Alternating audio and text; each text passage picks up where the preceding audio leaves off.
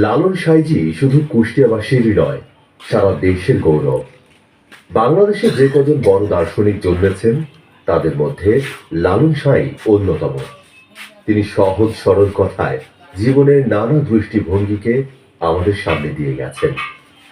তাকে নিয়ে জানার আগ্রহ সবার, সেই দিকে বিবেচনা করে তার সম্পর্কে সংক্ষিপ্ত কিছু গড়াই নদী কাকে বলে? কইব সুন্দরী বনুর বাড়ি কই, বলা হয়ে থাকে কইব সুন্দরী বনুর বাড়ি কই।